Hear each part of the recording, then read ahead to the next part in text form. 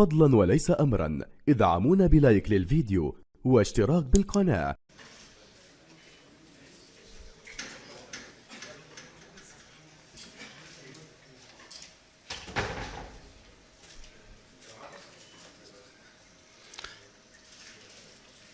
السلام عليكم، أهلا ومرحبا بالجميع في بيت كرة القدم الأردنية، الاتحاد الأردني لكرة القدم. اليوم تواجد كبير واهتمام كبير في هذا اليوم، في هذه المناسبة التي يتابعها كل الأردنيين، وربما أيضا أحبائنا وشقائنا في المغرب وفي كل العالم يتابع هذا الحدث الكبير. نرحب في هذا المؤتمر الصحفي بالأمين العام للاتحاد الأردني لكرة القدم السيدة سمر نصار، والمدير الفني الجديد لمنتخب النشامة الكابتن جمال سلامي. طبعا نتقدم بالشكر على حضور جميع الوسائل الإعلامية المقروءة والمكتوبة وكافة المواقع سواء المحلية أو العربية أو العالمية. في البداية قبل أن نستهل هذا المؤتمر الصحفي لابد أن نستمع لكلمة ترحيبية فيها تقديم من السيدة سمر نصار الأمين العام للاتحاد الأردني لكرة القدم. تفضلي. شكرا لك أحمد. السادة أعضاء مجلس إدارة الاتحاد الأردني لكرة القدم، السادة الصحفيين وممثلي وسائل الإعلام، الحضور الكريم، أهلا وسهلا بكم. اسمحوا لي بداية بتقديم كل عبارات الشكر والتقدير للاعبي منتخب النشامة وكافة أجهزته الإدارية والفنية والطبية يلي عملت معه في الفترة الماضية، والأخص بالذكر المدير الفني السابق الحسين العموتة وجهازه الفني المعاون على ما قدموه في الفترة الماضية، وبتحقيق إنجازين فريدين لكرة القدم الأردنية من خلال وصافة كأس آسيا وتصدر مجموعة المنتخب وصولا إلى الدور الحاسم من تصفيات المونديال، ليصبح منتخبنا الوطني علامة فارقة على الصعيد الآسيوي. نعلم يقينا أن التحدي يزداد بعد كل إنجاز، وهو ما نعد له في المرحلة المقبلة في الاتحاد الأردني لكرة القدم برئاسة سمو الأمير علي بن الحسين، بنفس الاحترافية في توفير كافة وسائل النجاح للمنتخب الوطني وبجهود مضاعفة. اليوم وانطلاقا من إيماننا بقدرة النشامة عن البناء على ما تحقق من مكتسبات والمضي قدما نحو تحقيق الجديد من الإنجازات التي نتشارك بالنظر إليها بعين التفاؤل معكم كإعلاميين ومع الجماهير كرة القدم المحبة في كافة أرجاء الوطن على حد سوى. يسعدنا اليوم أن نقدم لكم الكابتن جمال السلامي مدربا لمنتخب النشامة بعقد يمتد لمدة 3 سنوات لقيادة مشروع كروي حتى كأس آسيا 2027 وفقا لأهدافنا وتطلعاتنا للمرحلة المقبلة، والمتمثلة بشكل أساسي بالوصول إلى نهائيات كأس العالم 2026 وتحقيق كأس آسيا 2027، متمنين له ولجهازه الفني المعاون كل التوفيق بالمهمة القادمة. يتمتع الكابتن جمال بسيرة تدريبية مميزة على مستوى الأندية والمنتخبات، حقق خلالها العديد من الإنجازات وأبرزها لقب بطولة إفريقيا للمحليين مع المنتخب المغربي، ولقب الدوري المغربي مع نادي الرجاء، بالإضافة إلى فوز الكابتن سلامي بلقب أفضل مدرب في الدوري المغربي 3 مرات، وهو من شارك كلاعب مع المنتخب الوطني المغربي بنهائيات كأس العالم عام 98، وفي سجله كلاعب إنجازات عديدة. نجدد الترحيب بحضوركم الكريم، وكابتن جمال مرة ثانية أهلا وسهلا فيك في بيت كرة القدم الأردنية.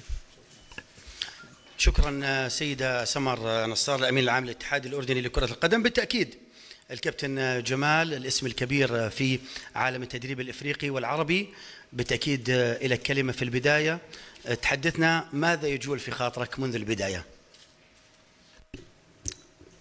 بسم الله الرحمن الرحيم. أولا أنا سعيد بتواجدي هنا في الأردن، سعيد بالمسؤولية التي أنيطت بي، شرف أني أحظى بالاختيار من طرف مسؤولي المنتخب، الإدارة، رئاسة سمو الأمير. أنا هنا لأشارك بتجربتي بخبرتي لتحقيق الأهداف إن شاء الله التي يتطلع إليها الجمهور والشعب الأردني مع اللاعبين الحاليين إن شاء الله. أهلا وسهلا فيك كابتن. كسبا للوقت ندخل إلى أسئلة الصحفيين بشكل سريع، وأكيد في كم كبير من الأسئلة. محمد العزة قناة العربية، تفضل. يا ريت المايك إذا يكون على اليسار، أو محمد إذا بتوقف على.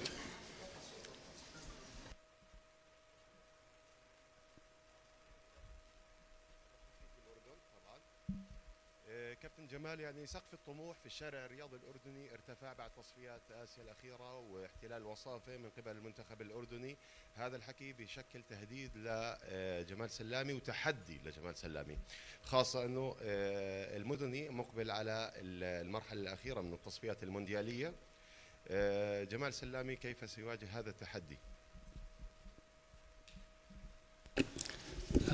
أولا أعرف أنه المرحلة السابقة كانت مرحلة مهمة في بناء هذا المشروع، لأنه كأس آسيا، الإقصائيات الأدوار السابقة في للتأهل لكأس العالم كانت مهمة جدا لبناء الثقة لدى الجمهور الأردني في هذا المنتخب.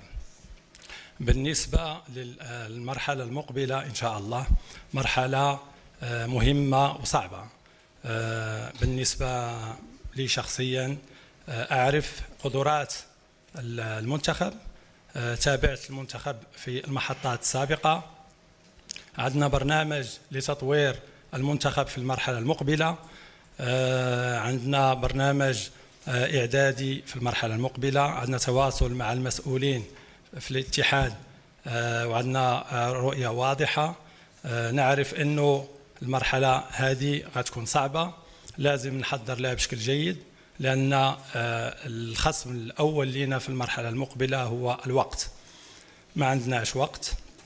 هذه الفترة اللي نعيشها الآن ممكن يكون فيها انتقالات مجموعة من اللاعبين من الأندية اللي كانوا فيها، وبالتالي لازم يكون عندنا استقرار نعرف اللاعبين من خلال إعداد البدلاء، لأن المرحلة المقبلة مهم جدا. عندنا فريق معروف، المنتخب الأردني الآن الجميع يعرف مقومات القوة بتاعه، لازم نشتغل على إعداد البدائل كلاعبين وكذلك كطريقة لعب إن شاء الله في المرحلة المقبلة، لأنه طموحنا كبير، عندنا رغبة. تواجدي هنا يدل على ثقتي بمؤهلات هذا المنتخب، قدرات هذا المنتخب، وبالتالي سأضع تجربتي في خدمة اللاعبين، في خدمة تطوير اللاعبين لتحقيق الأهداف المسطرة من طرف الاتحاد وبالاشتغال مع اللاعبين. طموحنا هو المساندة من الجميع، من المنظومة كلها، تسخير الوسائل لإنجاح هذا المشروع إن شاء الله. شكرا كابتن. بنحول السؤال ل أبو قعود من إذاعة الأمن العام. تفضل أستاذ علاء. السلام عليكم، مساء الخير كابتن. أنا النقيب علاء أبو قعود من إذاعة الأمن العام. نرحب فيك بالأردن بلدك الثاني، وأهلا وسهلا بك، ومتفائلين بإذن الله عز وجل إن شاء الله في المرحلة القادمة. نحكي أكيد الكابتن حسين عموتة، الله يسهل أمرك، قدمت لنا الكثير، مشكور كابتن عموتة. أمضينا معك 6 أشهر جميلة، آخر 6 أشهر جميلة، نتمنى التوفيق في قادم الأيام. نتمنى الكابتن جمال التوفيق. أنا جزء أعلم سيرتك التدريبية من 2019، وجميعنا نتذكر الريمونتادا الشهيرة بين الرجاء والوداد. أنت مدرب كبير، مدرب مميز، تعتمد على اللعب الجماعي، تيكي تاكا، وهذا ما ننتظره في منتخب الوطن. نعم مسؤولية كبيرة، ولكن تحتاج الدعم. نعول على مصطفى الخلفي كمان معك في المنتخب الوطني. على السؤال طلب سريع. نتمنى الكابتن جمال الانفتاح على الإعلام الأردني. الإعلام الأردني دائما داعم محفز، الإعلام الأردني دائما بصف المنتخب الوطني. يعني تجد الإعلام الأردني بأحنك الظروف متواجد بدعم المنتخب الوطني. ثانيا سؤالي، نتمنى من الكابتن جمال هناك لاعبين محليين لم يستدعوا في الفترة الأخيرة للمنتخب الوطني، هناك لاعبين مغتربين، نتمنى أنه الكابتن جمال يكون أكثر انفتاحا على اللاعبين المغتربين واللاعبين المحليين الآخرين. مع جزيل الشكر وأهلا وسهلا بك وكل الدعم. بالنسبة الفترة المقبلة إن شاء الله عندنا تصور واضح لبرنامج العمل. قلت من قبل أنه المنتخب الأردني اكتسب ثقة كثيرة في المرحلة السابقة. العمل الأهم في المرحلة المقبلة قبل الفيفا ديت هو إعداد البدائل، وبالتالي سنقوم بمعسكر للوقوف على مؤهلات اللاعبين الاحتياطيين المحليين، ثم غنعطي فرصة إن شاء الله للاعبين مميزين من المنتخب قل من 23، لأن في خامات في طاقات، وبالتالي نحضر البدائل اللي غتكون مهمة جدا في المرحلة المقبلة، لأن المرحلة المقبلة مرحلة صعبة. جميع المنتخبات ستحضر بشكل جيد، مرحلة حاسمة.